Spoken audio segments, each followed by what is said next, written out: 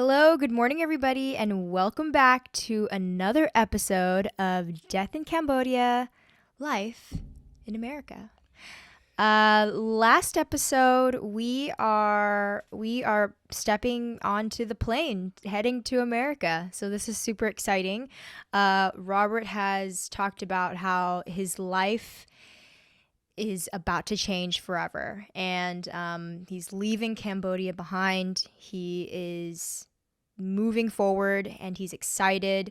This country that he's going to will be his forever country, even though he doesn't know how to speak a word of English. He will figure it out. It's going to be okay.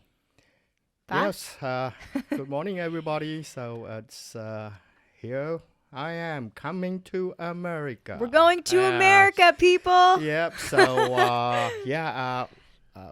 it was check in. I think because I think the agency. I believe it was a Red Cross.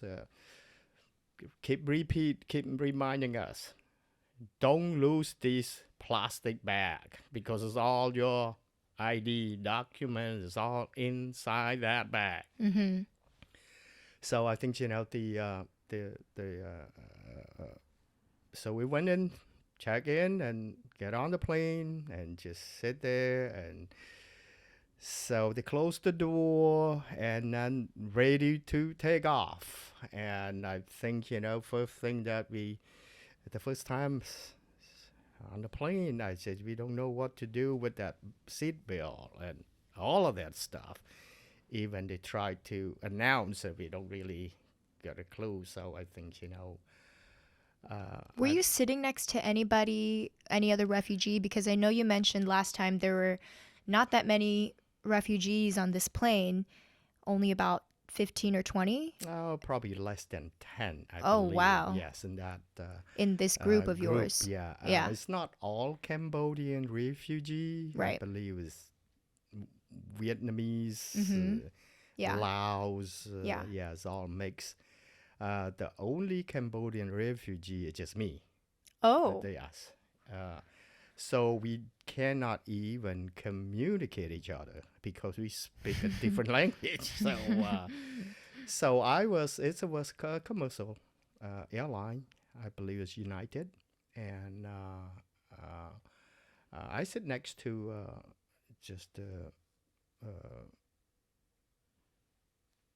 believe it's Chinese or I'm not sure. I cannot remember. Right. I was try to look around, try to follow whatever they do, And the first, I just remember so well, try to put the seatbelts on, We just couldn't do it, It just so I think finally, the flight attendant, to have because they know, Right. they all know, this is not You're a the refugee is a refugee. Yeah. Doesn't know much about all of this stuff. luxury stuff, Like a seatbelt. like a seatbelt. Yeah, yeah. So I think the plane took off from Bangkok to Seattle. Were you scared? This is the first time on a plane. Oh yeah, it was happy, scared, and mixed feeling. I was exciting, Mm-hmm. and I would stay still. My head is just like turn left and right and all of that, and try to look through the window Yeah. and all of that. And about an hour or two, I think they serve, I believe, food, Mm-hmm. drink, all kinds of food, all Mm-hmm. kinds. It's talking about 40 some years ago. Yeah. Airline have really excellent service and good food. Yeah. Yeah. You mentioned that last time too. Yeah. Yeah. Yeah. And so it's about 10 hour, 12 hour. Then we were landing in Seattle, and I had no idea, So we land. It was, I believe, it was in the morning, around 10 or no, not in the morning. I'm sorry, it's in evening In the that we evening. land in Seattle, probably around 4 or 5 o'clock, and then the agency waiting for us and took us to one room, just wait there, and need to transfer to another plane. In So I had, Seattle. yes, in Seattle. So let's back up a little bit. You were landing in Seattle.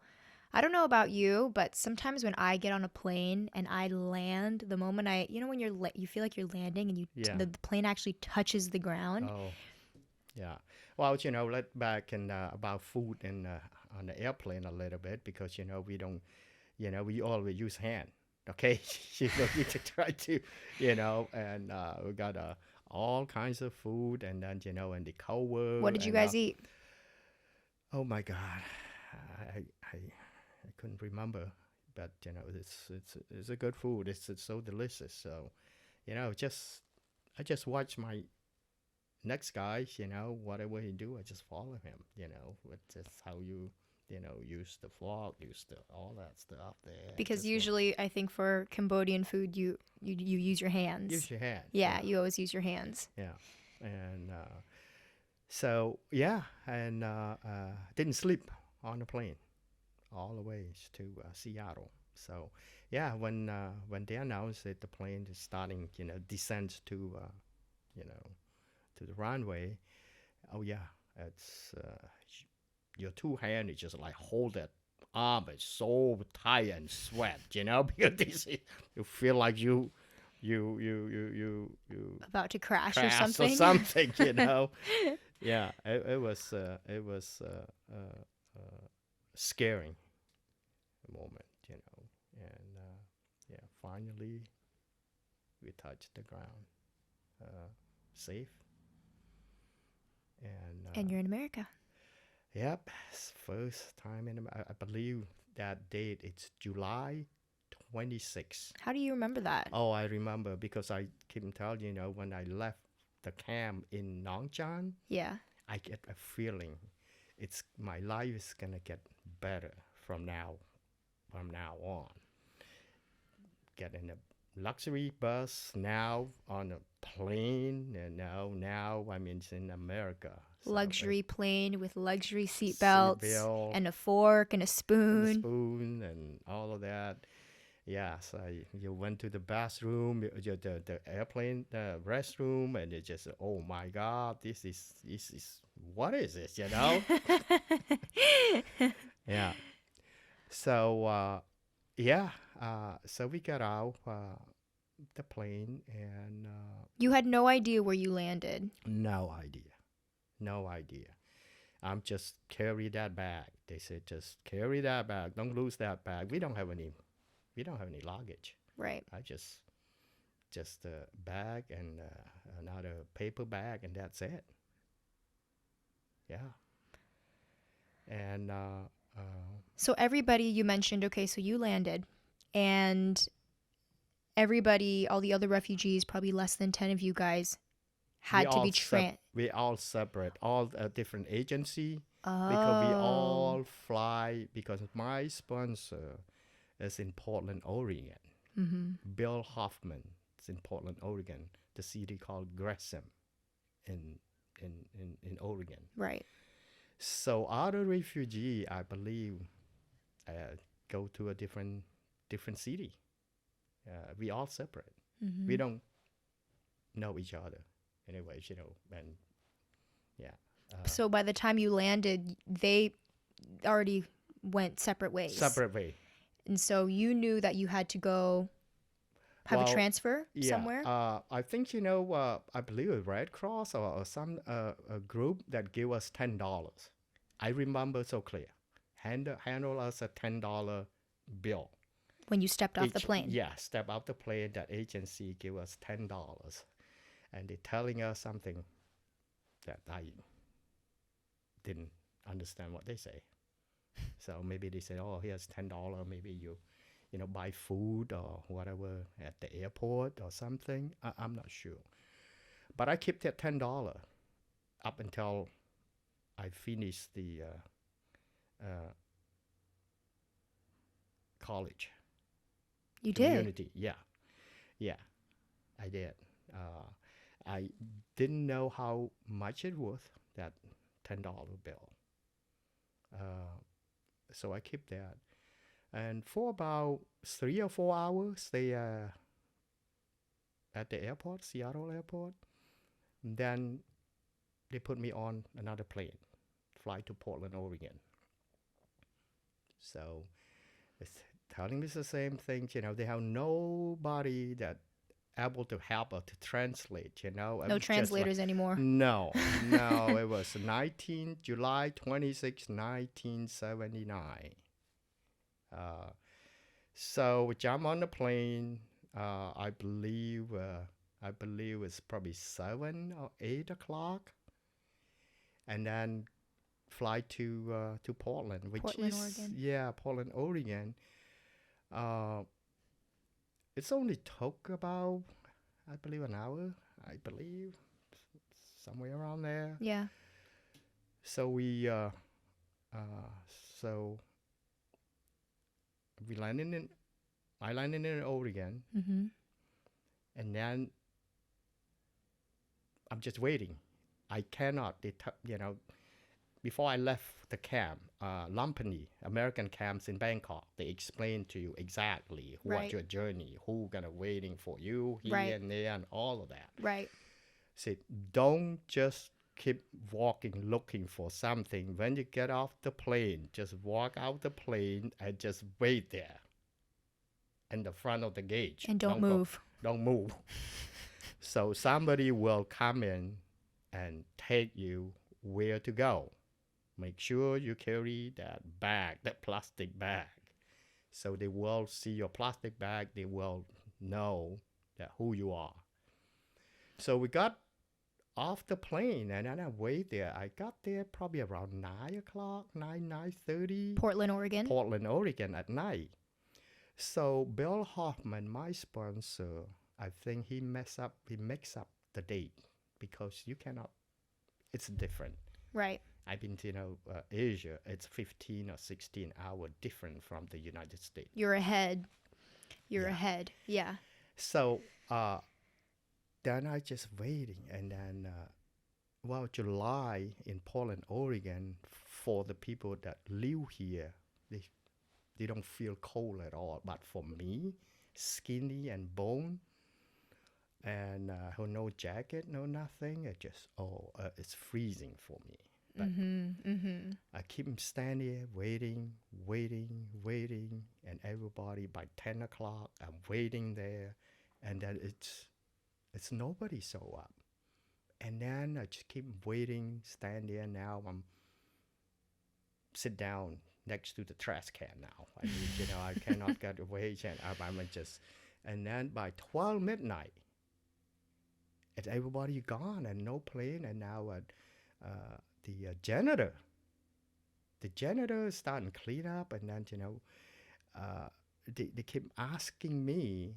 I mean, I have no idea. I just give them the bag. I mean, the bag. I just when they asking me, I just bag. When somebody asks you anything, give them the bag. So Yeah, the janitor asks you, you just a give them. janitor, and I have no idea. And then they should have a police or something at that time, and maybe come and to check this guy out. But this is before 9/11. There's nobody care much, because the security is so well, I guess, it just they don't want to bother you. And So that must have been so hard not knowing a word of English. How did you communicate with these people to get to where? no, What about weren't you hungry? Like, how did you buy? yeah. Did you buy snacks at the airport? No. You Did don't you have see? no snack. No idea. I was hungry, very hungry. So up until 1 o'clock in the morning, and then the security, the janitor called the security guard and tell them. I said how one guy is sitting there and just no Not a word of none English, and and he has a plastic bag. I have plastic bag, that's in a paper bag, and I think he's shaking. cold, freezing for me. So the security guard came in and I gave them the bag because they dress like a police. I think, I have no idea, but in my mind, these guys must be Important. a police. Yeah, yeah. Have gun and all that. I was scared too. I said, oh, I never see, in Cambodian police, there's no gun. But this guy have gun and all that. I said, oh my, just give him the bag. He took the bag and opened it and look at it, and then they have phone number, my Bill Hoffman, my sponsor's phone number, and all of that. So they call Bill Hoffman, my sponsor, at 2 o'clock in the morning. Oh God. Yeah, and then he said, "Oh, I thought it's tomorrow." Well, that's what later on that. So I waited until 3:30 in the morning. So Bill Hoffman drive from Grisham's to Portland airport. It's about an hour because he lived far away from Portland. Right. He lived in a farm. Yeah, finally he he stopped by and then he hugged me. He say something, maybe sorry or whatever that I not have no clue. What were your thoughts when you when you first saw him? It's a little bit scared because this is it's a white Caucasian guy, oh big, oh man. I said, what are you gonna do to me here now? I mean, God, and There's not a but whole. they explained to me too. I mean, I'm not just like surprised. Yeah. They said your sponsors can to be, look like this and that. So yeah, it was happy. At least somebody picked me up. So now I feel like I'm safe again. So Mm-hmm. Mm-hmm. I know it's safe here, but then he walked me out. He actually parked in the front of the in the front of the airport, in front of the terminal. I mean. So I remember he drove a Volvo, yellow Volvo station wagon. Yeah. Aren't So Volvos like fancy back then? I had no idea. How did you? but it's a car. It's nice, compared to Cambodian the Ateco, The little cart thing. car thing. So yeah, and he took me home. By the time we got to his house, he's living a mobile home. Not, what I mean by mobile home. It's a 2 bedroom that's manufacture bill home. Yeah. You can sit on the slab and Yeah. yeah, it's a small. So on that drive to his place, that was probably your first time looking out the window and seeing whatever you saw In from America, in America. didn't much to see because it's still dark. Oh, okay. It's still dark. So it's in just the black. morning. It's just black. Yeah, but I was cold. I'm still shaking. It's cold for me in Portland, Oregon, even in In the month of July. July. Because you're so At used night. to the tropical weather in Cambodia where it's like Yeah, 80, humid. 90 degree Yeah, every yeah, day. yeah. At night, probably around 80, So yeah. I think, in Oregon, even July, I believe is still around maybe 60. Oh, wow. Yeah. Okay. Yeah, 50, 60. So, yeah. Uh, Did he say much to you or was he trying to communicate with you at yeah, he all? did. And did he look like he was excited to see you? Then I'm not sure. Well, he probably feel a little bit guilty that he messed up the date. Other than that, I didn't pay much attention. I just sit in a car. I'm just thinking about food. I haven't eat food for like 10 hours, 15 hours. So I'm thinking about food. Oh my God. So I was only 15. 16 years old, and and just got out from Cambodian, and I mean, it's uh, so I think he showed me around, uh, and then Dor his wife named Dorothy Hoffman. That's She's my a name. sweetheart. Yeah, yeah. They both very sweet, very nice. Yes, and um, so they What was their house like? You said it was a farm. It was a farm, mobile home. yes, it's a 2 bedroom, Right. and it's not much room at all. I mean, his office is in the house too. He's a insurance agency. Okay. Uh, so uh, so he put me in one little room and to to stay in a small room. Uh, so the next morning, he cooked breakfast. Uh, uh, he wake up pretty early. I think he cooked bread, egg. It's just typical Americans, breakfast. And You remember what it tasted like? uh, it tastes good because I'm hungry. It doesn't matter It if I doesn't was matter hungry. what. But the sad part, he only gave me 2 pieces of bread. Okay, and then he tried to explain to me. He only gave me 2 pieces. I said, I want more. 2 pieces of bread, it's just not.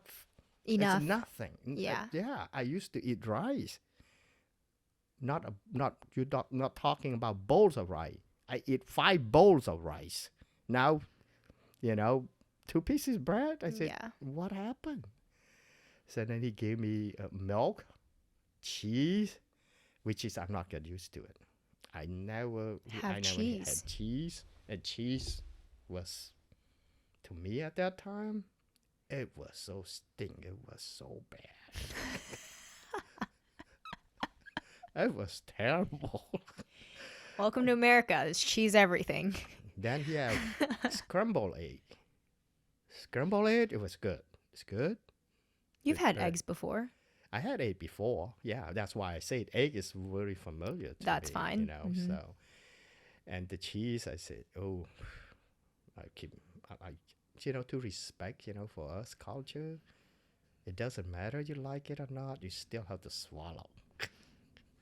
I This just guy okay. just got picked you up from the airport. You better eat his cheese. Yeah. Whatever he gives you. So I think it's still hungry after breakfast, Mm-hmm. and it was later on. Then I mean uh, I found out the reason why he only gave me 2 pieces of bread because he watched the news when the Cambodian refugee across to Thailand, and then they feed them so much food, rice, especially rice and all that, and we didn't have food. And then when we saw that, we just keep, eating, keep eating, eating. It's never enough, and then die because Stomach the explodes. spinals explode. And that was on the news international. So then he saw that news. That's why he only feed me 2 pieces of bread. I said, wow. Uh, Well, then that's good. He was paying attention. He was looking out for you. well, I mean, sometimes, yeah, I think it was good, but during the day when he took a nap, outside is a lot of apple tree. I'm just, I just grab that apple and eat. Yeah, eat and yeah. That was your first day in America then? That's the first day in America. Yeah, it was exciting and always plan, always ahead, and uh, in my mind, the first thing that I have to do is learn the language. Otherwise, it's not gonna it's not gonna help Learn to speak to English. improve my life. Yeah.